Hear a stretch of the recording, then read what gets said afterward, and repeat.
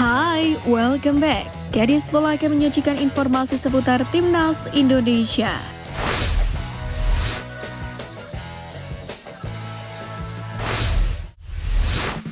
Setelah sebelumnya dikabarkan sakit dan menjalani operasi, STY tiba-tiba telah menampakkan diri berada di Indonesia.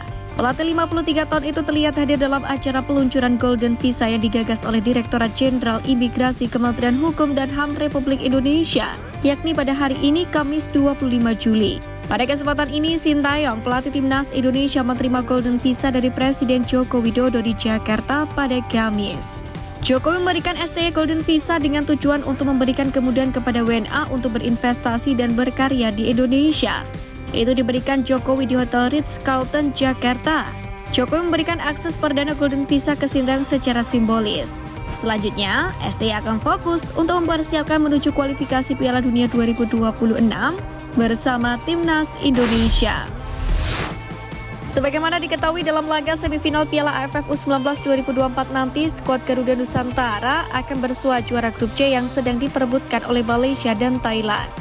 Laga semifinal tersebut akan dimainkan di Stadion GBT Surabaya pada Sabtu 27 Juli. Dalam hal ini, KDRL mengatakan Timnas Indonesia U19 akan berbenah diri untuk menatap laga semifinal nanti. Hal itu agar Timnas Indonesia U19 dapat tampil apik agar dapat meraih kemenangan untuk menjaga asa juara Piala AFF U19.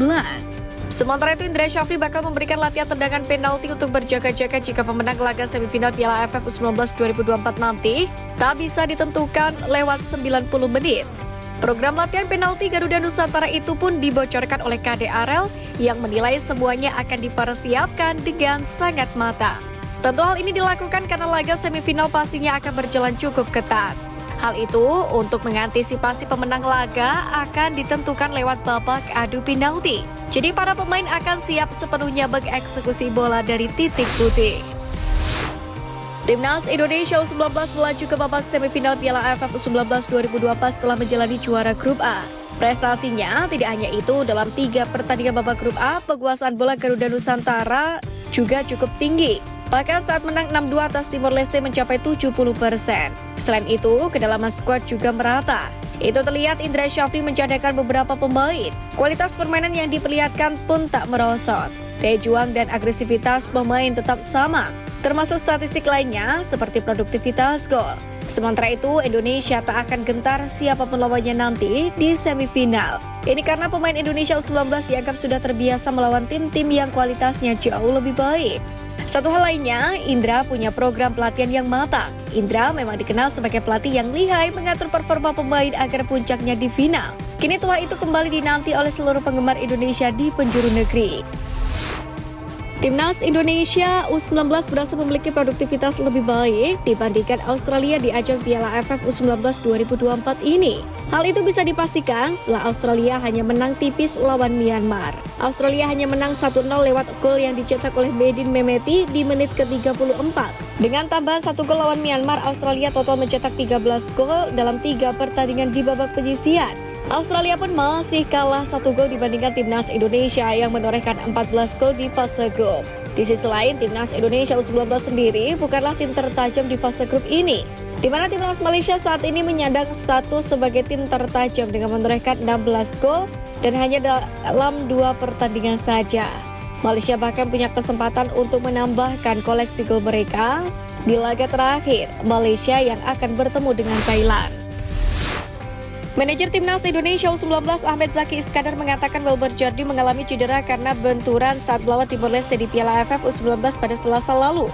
Tapi kondisinya saat ini sudah membaik dan bengkak di lututnya telah berkurang. Memang pasca benturan itu, Welber menggunakan kursi roda saat pulang dari Stadion GBT. Dan rupanya hal tersebut sebagai langkah pencegahan. Sementara itu, pelatih Timnas Indonesia U19 Indra Syafri mengatakan pemain kelahiran 25 April 2007 itu masih bisa mengikuti latihan sore ini. Sintayong dijamin bahagia sebab calon penyerang Timnas Indonesia Mores Mohindoke promosi ke tim senior FC Dordrecht. Hal itu terlihat dalam unggahan terbaru FC Dordrecht. Winger 19 tahun itu terlihat hendak berlatih bersama rekan-rekan barunya di tim senior. Sebelumnya pada musim 2023-2024, Mores Mohindoke pentas bersama tim U21 FC Dordrecht.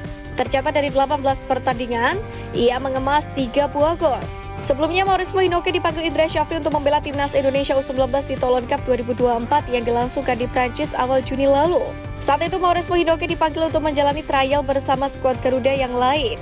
Dari 5 laga, aksi Maurizio Hinoke paling mencolok saat timnas Indonesia bersua dengan Jepang, di mana tiap kali membawa bola, Maurizio Hinoke pasti melewati 2 hingga 3 pemain Jepang. Hasilnya, sang pemain mencetak gol tunggal timnas Indonesia U19 dalam laga tersebut. Sementara itu, jika proses naturalisasinya rampung sebelum September 2024 ini, maka akan ada peluang bagi Maurizio Hinoke untuk bisa dipanggil memperkuat timnas Indonesia. JJ bukan salah satu asisten Shin Tae-yong, melainkan penerjemah juru taktik berkebangsaan Korea Selatan itu. Seperti yang kita tahu, Shin Tae-yong JJ ber-KTP negeri Ginseng. Hanya saja, ia sudah sekian purnama menetap di Jakarta tepatnya 14 tahun. Jadi bisa dibilang JJ sudah fasih betul berbahasa Indonesia. Terkait pekerjaannya, JJ menjelaskan bahwa kurang tepat kalau dirinya hanya sebatas sebagai penerjemah Shin Tae-yong. Sementara itu, yang menjadi menarik adalah JJ juga dituntut untuk bisa mengekspresikan ketika Shin Tae-yong marah kepada para pemain. Menurut JJ, selain dirinya, di timnas Indonesia ada juga 2 penerjemah ke bahasa Inggris untuk pemain-pemain naturalisasi. Biasanya Inggris untuk pemain-pemain naturalisasi, biasanya emosinya juga ikut. Terkadang ikut juga karena lama-lama kan saya sudah tahu sifatnya Coach Shin, termasuk apa yang Coach Shin mau.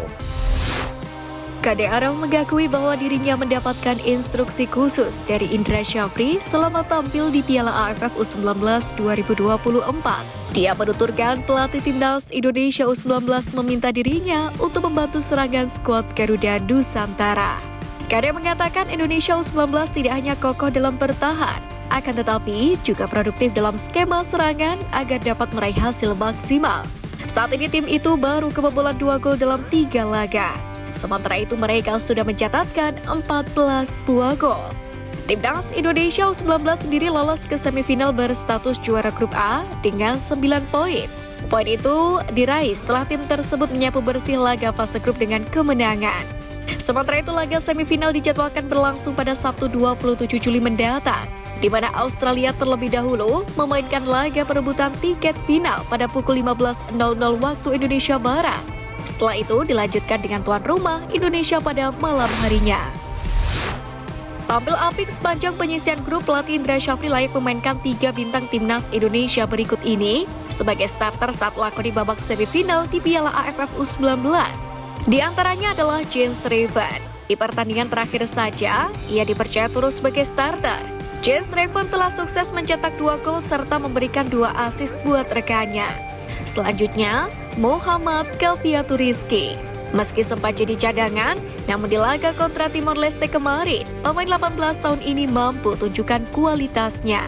Ia juga sukses mencetak 1 buah gol. Nama yang terakhir adalah Welber Jardim. Pemain dari Liga Brasil ini juga harus kembali turun sebagai starter untuk mengawal lini tengah timnas Indonesia. Di sisi lain, kondisi fisiknya saat ini belum dipastikan pulih atau masih cedera.